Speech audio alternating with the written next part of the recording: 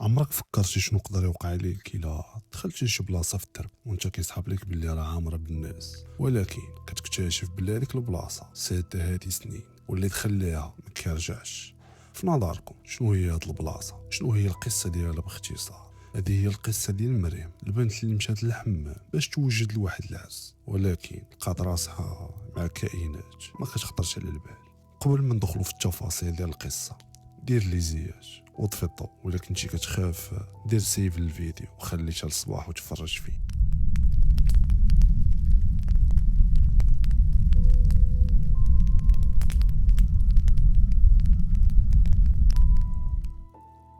القصه ديالنا كتبدا مع واحد البنت اللي سميتها مريم وعندها 22 عام، كتسكن في مدينه مراكش. وواحد النهار اللي كان بالجمعه كانت معروضه لواحد العرس ديال صاحبتها، ومع الزربه والروينه تعطلات وما لقات الوقت فين تمشي للحمام اللي موالفه كتمشي ليه.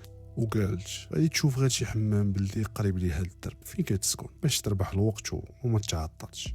وهي كدور في الدرب لقات واحد العيالات مجموعين وسولاتهم على شي حمام يكون قريب باش تعوم فيه، ونعتوا ليها واحد الحمام في واحد الزنقه واللي كانت سميتو حمام الصالحين.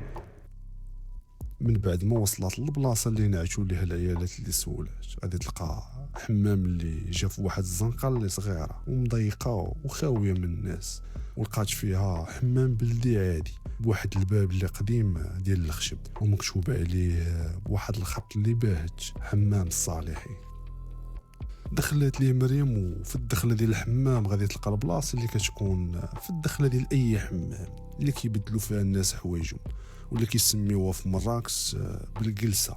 غادي تلقاها بارده والضو فيها قليل، وكانت واحد الطابله تما باركه وراها واحد المراه شارفه ولابسه زيف كحل وحانيه راسها لتحت. المهم خلصاتها مريم وحطات الحوايج ديالها في بلاصتهم ودخلت نيشان لجهه السخون.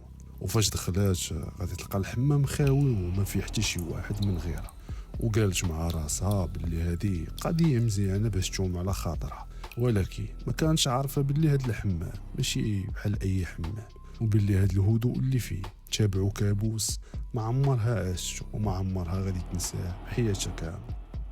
من ورا ما دخلات البلاصه اللي كيعوموا فيها الناس، بدات بالروتين العادي اللي كيديروا اي واحد فاش كيمشي للحمام. حتى لدابا الامور عاديه وما كاينه حتى شي حاجه اللي ماشي طبيعيه.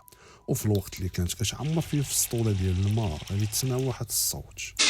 البوله ديال الحمام اللي كانت شاعله غادي تطفى فجاه وبدون سابق انذار، الحاجه اللي غادي تخلي الحمام يولي مظلم وما كتبان فيه حتى حاجه.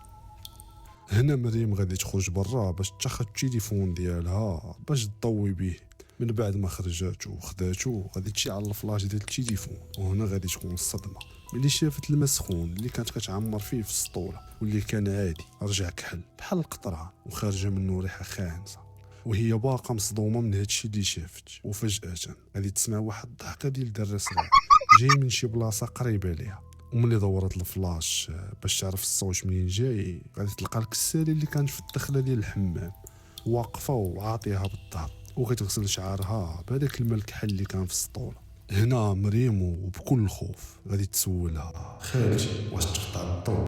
المراه ما غاديش تجاوبها، ولكن دارت لعند مريم بشويه. وهنا فين كانت الصدمه، الوجه ديال المراه ما كانش فيه ملامح، وماشي نفس الوجه اللي شافت مريم في الدخله، كان فيه غير جلده وكانت مكمشه.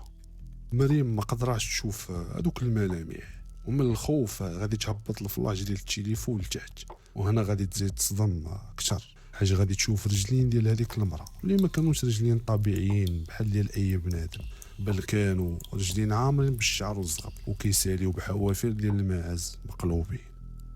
من بعد هادشي اللي شافت مريم ما قدراتش تصبر، وبدات كتحرك بحال الهبيله وكتغوت حتى طاحت وفقدات الوعي ديالها.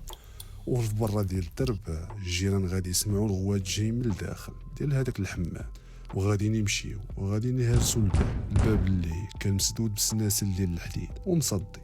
من بعد ما غادي يدخلوا غادي يلقاو مريم في حاله ديال الموت وطايحه في الارض. من بعد ما فاقت مريم في السبيطار وعاودت هادشي كامل اللي وقع لها. ومن داك النهار هاد الزنقه اللي فيها الحمام غادي يسدوها الناس بحيط وما غادي يبقى حتى واحد كيدوز منها.